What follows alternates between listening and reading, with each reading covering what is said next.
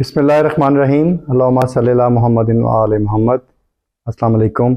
मैं हूं हसन नकवी अपने आज के व्लॉग के साथ।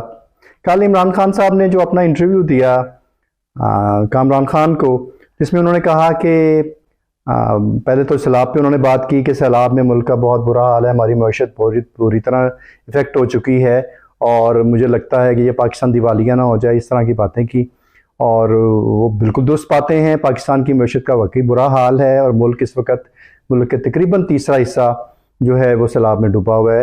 लेकिन इसके बावजूद इमरान खान जलसे जुलूसों पे मसरूफ़ हैं और उन्होंने अपने एक इंटरव्यू में एक नई बात कही जो मुझे बड़ी अजीब लगी, जिसके बारे में उन्होंने कहा कि मैं ये जनरल बाजवा को, पहले तो वो इशरार कर रहे थे कि इलेक्शन करवाया जाए और किसी चीज़ पे बात नहीं होगी, इलेक्शन करवाया जाए।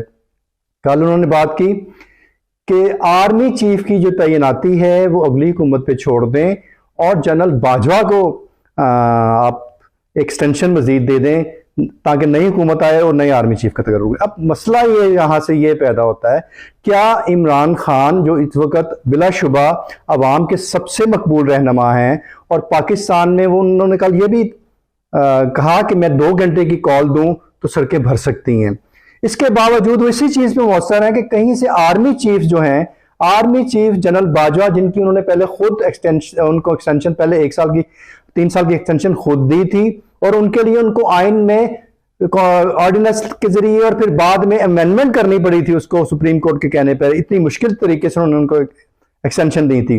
और अब वो इसी बात में मौसर है, या तो आर्मी चीफ उनकी मर्जी का लगा दिया जाए, फिर इससे मुराद तो यही हुई, और अदरवाइज आर्मी चीफ को एक्सटेंशन दी जाए मजीद, और जब नई गवर्नमेंट आए तो वो आके आर्मी चीफ लगाए। अब मसला यहां से ये पैदा हो रहा है कि इसमें अवाम कहां गए, इसमें जमहूरियत कहां गई जिसकी आप बात करते हैं, और आप अवामी सरचश्मा, आप कहते हैं कुव्वत का, वही पीपल्स पार्टी वाले नारे कि कुव्वत का सरचश्मा अवाम है, तो अवाम कहां पे खड़ी है? अगर आपने अवामी तरीके से इक़्तिदार हासिल करना तो आप इलेक्शन करवाएं, जो आप पहले करवा सकते थे जब आपको मशवरा दिया गया था, जब आपकी हुकूमत थी, कि मुख्तलिफ लोगों ने आपको मशवरा दिया कि अगर इस तरह के हालात पैदा हो जाएं तो इलेक्शन करवाए जाते हैं। तब आपने इलेक्शन नहीं करवाए और आपको मजबूरन फंस गए उस चीज़ में और फिर आपको हुकूमत छोड़नी पड़ी और निकलना पड़ा।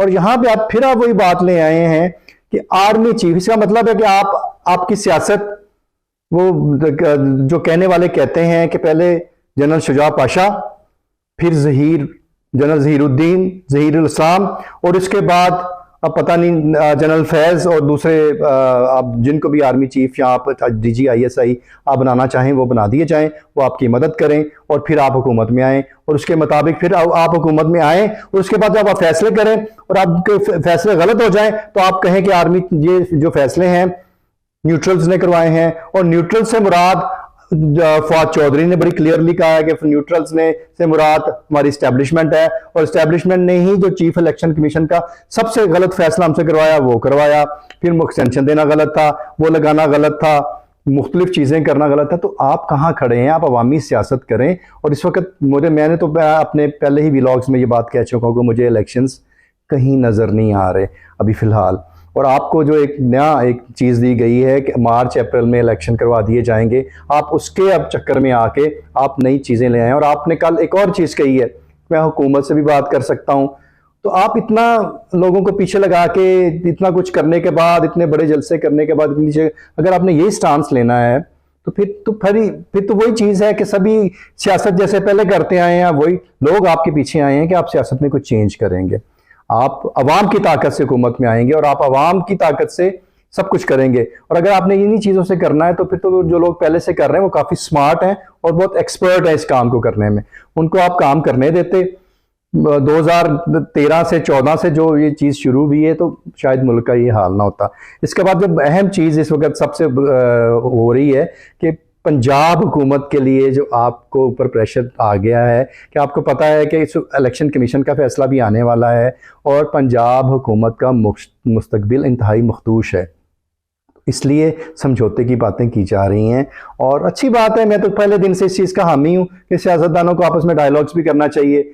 आप मुल्क के संभालने के लिए जो भी कुछ बेहतर करके आपस में मिल बैठ के कोई मौशी इस्लाहात ला सकते हैं या कुछ कर सकते हैं उसको किया जाए, लेकिन आप अटल थे इस चीज़ पे। और मुझे कल ये एक अजीब सा लगा कि आपने इस तरह की बातें की और आपके कहने पे जो आपकी ट्रोलिंग जनरल बाजवा की आपके फेसबुक पे होती रही है और यूट्यूब्स पे और मुख्तलिफ जगहों पे सोशल मीडियाज़ पे, वो एक इंतहाई बुरा अमल था। उसके बाद आप फिर अभी एक्सटेंशन की बात कर रहे हैं, तो इससे मेरा नहीं ख्याल कि आपके लोग चाहने वाले जो हैं वो इसको अच्छा महसूस करेंगे। और दूसरी तरफ पीडीएम के जो हालात हैं, पीडीएम के हालात कुछ अच्छे नहीं हैं। हुकूमत शदीद डामाडोल है और माशी मैदान में भी बहुत मुश्किलात आने वाली हैं।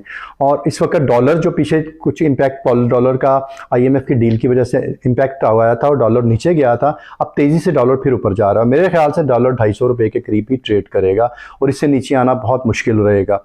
इस वक्त मुल्क में बहुत बुरे हालात हैं लोगों के, और ख़ास तौर पे ये जो अगले महीना है सितंबर से अक्टूबर का महीना, जब लोगों के बिल्स आएंगे और दूसरी चीज़ें आएंगी तो चीखें आसमान पे जाएंगी लोगों की।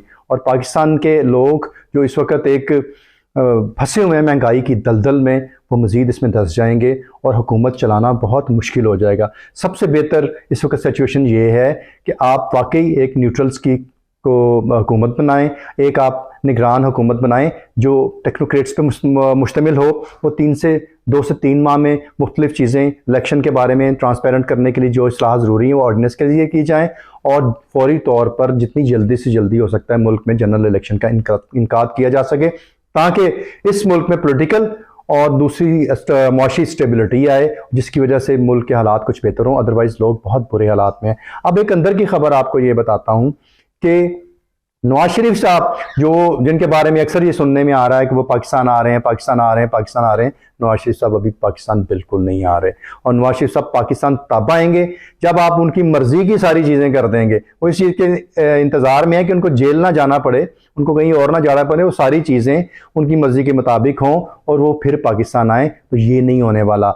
नवाज शरीफ को अगर पाकिस्तान आना है तो जेल भी जाना पड़ेगा और दूसरी चीज़ें भी देखनी पड़ेंगी, और फिर ये साबित करना पड़ेगा कि वो मुल्क के रहनुमा हैं, वो एक पॉलिटिकल जंग लड़ना जानते हैं। अभी तक वहाँ बैठ के आप बयान दे दें, ये अच्छी बात नहीं है। और मुल्क में इस चीज़ की इस वक्त ज़रूरत है कि जो भी मुल्क के लीडर हैं वो पाकिस्तान आके सियासत करें और आप आके म्यूज़िक को फेस करें।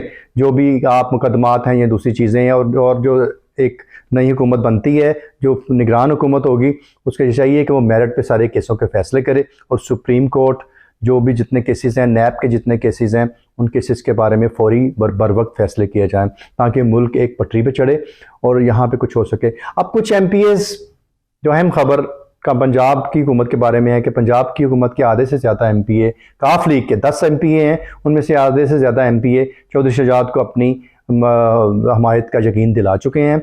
और चौधरी परवेज़ इलाही साहब भी इमरान खान साहब से खुश नहीं हैं, क्योंकि जितनी ट्रांसफ़र पोस्टिंग, जितने मसले मसाइल हैं पंजाब के, वो इमरान खान साहब ने असलम इकबाल साहब को सीनियर मिनिस्टर बनाने के बाद उनके हवाले कर दिए हैं। और परवेज़ इलाही साहब को कह दिया कि आपका मैंडेट 10 सीटों का है, हमने जो आपको ओहदा दिया ये उस तरह से नहीं आप प्राइम एज ए CM काम कर सकते जिस तरह आप इंडिपेंडेंटली पहले करते आए हैं। तो ये आसान नहीं है चौधरी साहब के लिए कि वो पंजाब में कोई फैसले बड़े कर सकें और चला सकें। इस वक्त पैरेलल चीज़ें चल रही हैं और आपस में बहुत ज़्यादा इख्तलाफात सामने आने वाले हैं काफ लीग और PTI के। ये आज की व्लॉग की बातें थी जो आपने सुनी। अगर आपको पसंद आई है तो अपने राय से मुझे ज़रूर आगाह कीजिएगा। इंशाल्लाह अगली व्लॉग में फिर बात होगी। बहुत शुक्रिया। अल्लाह हाफ़िज़।